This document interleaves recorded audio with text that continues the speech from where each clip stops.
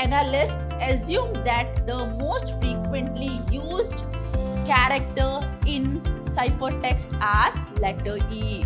Eve is going to apply all possible encryption algorithm as well as key domain in order to get the plain text. Suppose if I hide the characteristics of natural language, but still we have pattern in the ciphertext.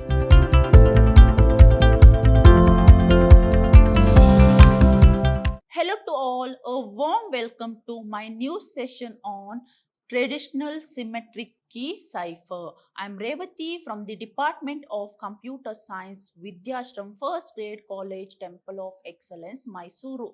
So dear student, before going to start my today's session, let me to recall the things what I have covered in my previous session. In my previous session, I started with difference between symmetric and asymmetric key cryptography. Along with that, I covered traditional symmetric key cipher. Along with that, I covered substitution cipher as well as transposition cipher as well as stream cipher as well as block cipher. And dear student, from the examination point of view, all these topics are very important. And in my today's session, at the beginning, I'm going to deal with the types of ciphertext only attack. Along with that, I'm going to deal with non-plain text attack as well as chosen plain text attack. So dear student, instead of wasting time, directly I'm going to begin with the topic types of ciphertext only attack. Now tell me, what is ciphertext only attack? If I consider any advisory, they're having some ciphertext. That means they're going to collect the ciphertext during the transmission of ciphertext, and from that they are trying to get the plain text as well as key, and that kind of attacks are called ciphertext only attack.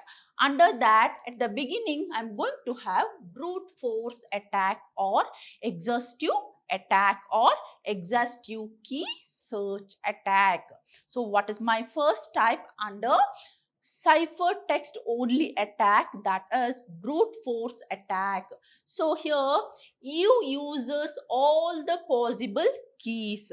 As we know that Eve is nothing but an advisory, and he collects the ciphertext during the transmission, and he applies all the possible keys on ciphertext in order to get the plain text.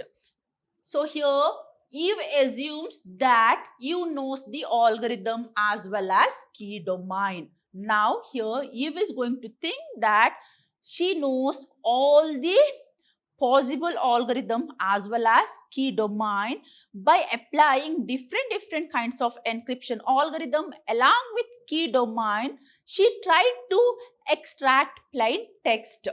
She tries to decrypting the message until the plain text makes sense. So here Eve is going to apply all possible encryption algorithm as well as key domain in order to get the plain text. If I consider brute force attack, what the Eve will do, she's going to apply all the encryption algorithm along with all possible key domain in order to get plain text. Now, how can we prevent brute force attack? For that, we want to increase the length of the key. So, what we want to do? We want to make possible keys must be very length. That means the key length of the any encryption algorithm must be larger.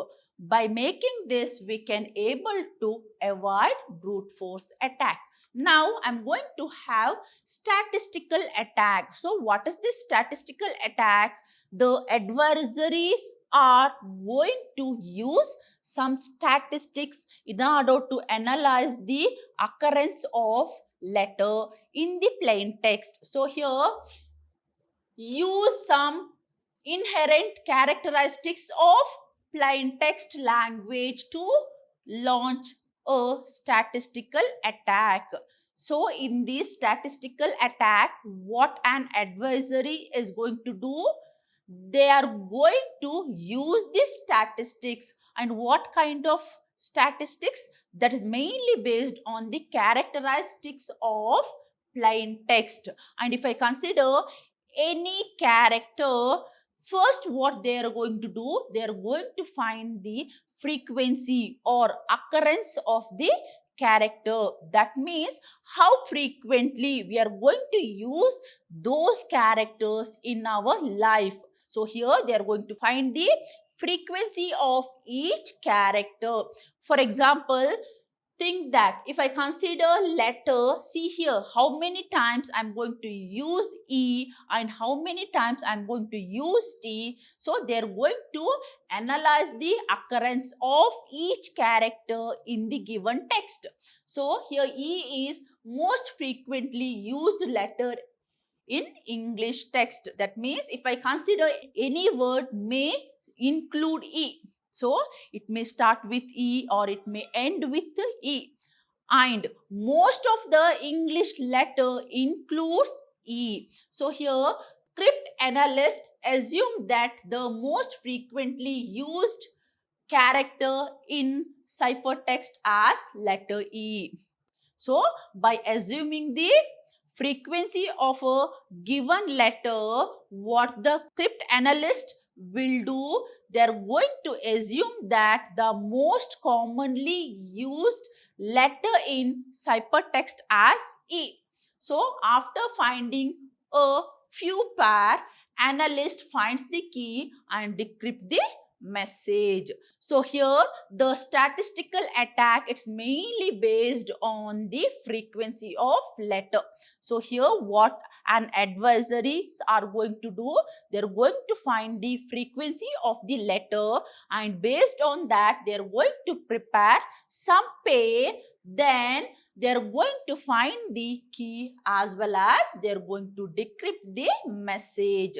Now how we can able to prevent statistical attack, that is, cipher should hide the characteristic of the language. That means any cipher text, before going to send that cipher text, we must hide the characteristics of language. So once we convert plain text to ciphertext, after that we are going to send the ciphertext to the receiver. Before going to send the ciphertext, what we have to do here, we have to hide the characteristics of natural language. This is the way we can able to prevent statistical attack. Now I'm going to have pattern attack. So what is this pattern? So here Eve is going to find some pattern and he is having some pattern. Based on that, he or she tried to extract the plain text. So even if the characteristics of the language is hidden, there may be pattern in the ciphertext. So suppose if I hide the characteristics of natural language, but still we have pattern in the ciphertext. Based on the pattern, adversary can able to get the plain text. So cryptanalyst may use pattern attack to break the cipher. Here what the adversary or the attackers are going to do, they are going to use the pattern. By using pattern, they are trying to break the ciphertext. So even though suppose if we hide the characteristics of the language, but still most of the ciphertext have their own pattern, that is text pattern. Based on that, the attacker may break the ciphertext. And how to avoid pattern attack, that is by keep the ciphertext as random as possible. That means we have to keep the ciphertext random. That means I want to generate random character. Before sending ciphertext, what I want to do, I want to generate random character. Based on that, I can able to avoid pattern attack. Moving further, I'm going to have next type of attack, that is known plain text attack. So what is this known plain text attack? The name itself indicates that the plain texts are known by the advisor or intruder. How it is known by the intruder? Just think that they have previous plain text or previous ciphertext. From that, they are going to extract current ciphertext plain text. So here I repeat, advisory may have old plain text as well as old ciphertext. Okay, from that, what they will do, they're going to gain the access to current ciphertext by applying or by using previous ciphertext as well as previous plain text. They try to extract current plain text, and that kind of attacks are known as known plain text attack. So in this kind of attack, you has access to some plain text or ciphertext pair. So if I consider this kind of attack, you can able to have plain text as well as ciphertext pair. By using that, she is trying to analyze the plain text. Now consider this example. Here Alice is going to send some message to the Bob. Now what Alice will do, she is going to apply encryption algorithm and convert her plain text to ciphertext and sends the ciphertext to Bob in the unsecure communication channel. Now Eve is going to access this ciphertext. Now she is trying to analyze this ciphertext with her previous plain text and previous ciphertext, and this kind of attack is known as plain text attack. Now I'm going to have second kind of attack, that is chosen plain text attack. See here, similar to known plain text attack, but plain text and ciphertext pairs are chosen by the attacker. So it is similar to plain text attack, but here who is responsible for selecting the ciphertext as well as plain text pair? That is none other than advisory. They are going to select the plain text pair as well as ciphertext pair. So possibly only if Eve has access to Alice's computer. Think that, okay, see here, Alice is going to send some message to the Bob. Okay, at the same time, what the Eve will do, Eve tried to hack Alice's computer. That means Eve collects some information from the Alice computer, and at the same time he or she access the ciphertext by choosing her own plain text pair as well as ciphertext pair. She tried to decrypt the message, and that kind of message is known as chosen plain text attack. So here Eve access to the Alice computer. That means here Eve gains the access to the Alice computer, and key is not revealed as it's part of the software, but she won't get any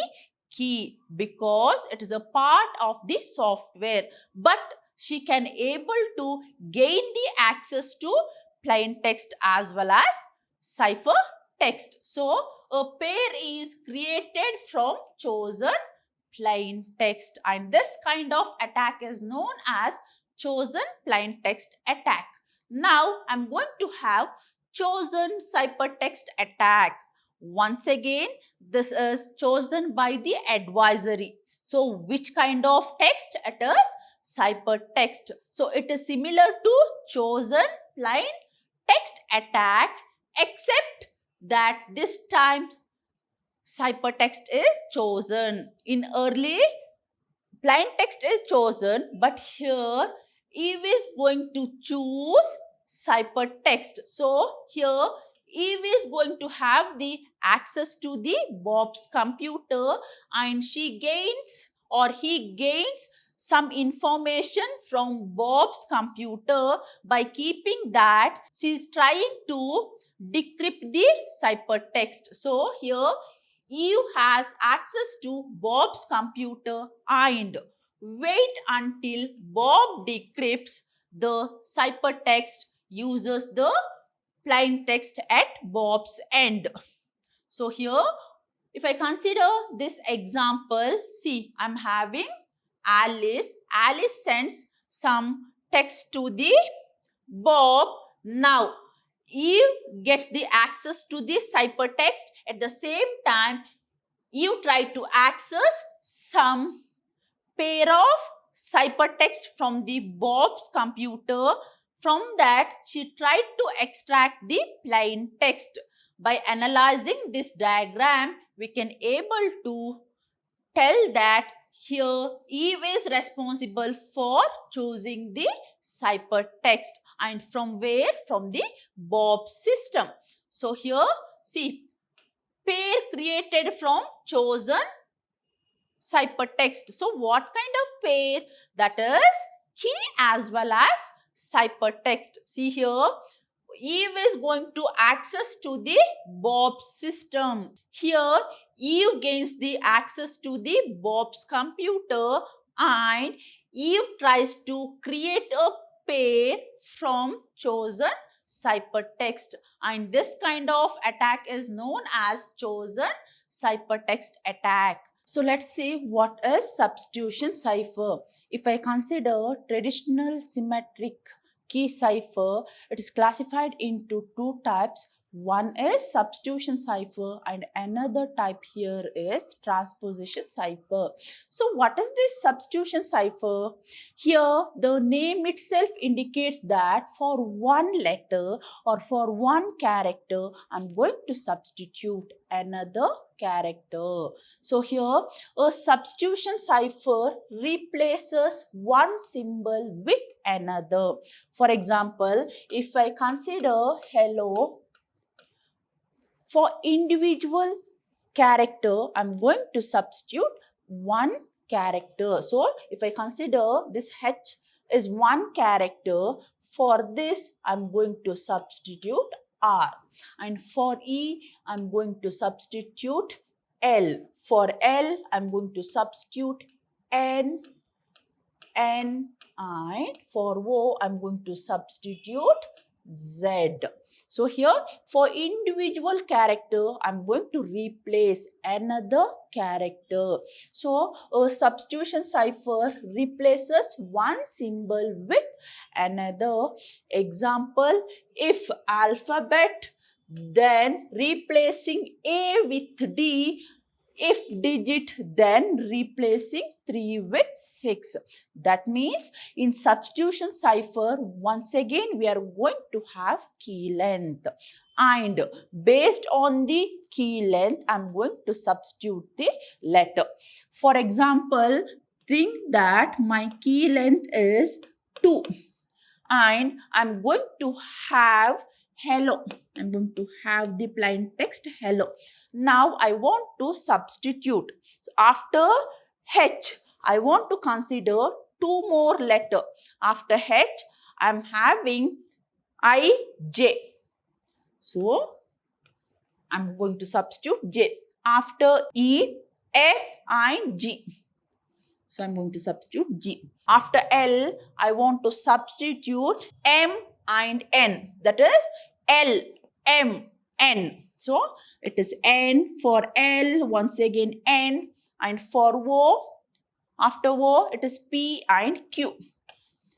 Okay, so I'm going to replace individual character or single character at a time based on the key length. If I consider digit. I'm having 1, 5 and 7, and the key here once again it is 2. And how can I substitute digit here? After 1 I want to consider key value 2. So 1, 2, 3. So for 1 I'm going to substitute 3, and 5 I'm going to substitute 7, and for 7 I'm going to substitute 9. So here what is substitution cipher? That means I'm going to replace one character or one letter or one symbol or one digit at a time. So substitution ciphers can be categorized as monoalphabetic or polyalphabetic. That means the substitution ciphers are categorized once again in two categories, that is monoalphabetic and polyalphabetic. So what is monoalphabetic? Whatever the example till now we discussed, it's example for monoalphabetic. That means if there is more than one occurrence of any letter, then the same replacement. For example, if N is appeared 3 times, then after substituting, I'm going to get same number of occurrence. See here, N appeared 3 times. After replacing, once again Z occurred 3 times. Now, if I consider monoalphabetic, here randomly I'm going to substitute the letter. For example, see here I'm having 3N. And if I go with polyalphabetic, here I'm going to substitute Z, A, P. So for each letter, different substitution. But if I go with monoalphabetic, for each occurrence of letter, same replacement. That means same letters I'm going to replace. But if I go with polyalphabetic, for multiple occurrence of same letter, I'm going to have different substitution, and this kind of substitution is called polyalphabetic. Now I'm going to have the monoalphabetic cipher. See here, a character in plain text is always changed to the same character. So in monoalphabetic, whatever the character which is present in the plain text, okay, to same character in the ciphertext regardless of the position. So if I'm having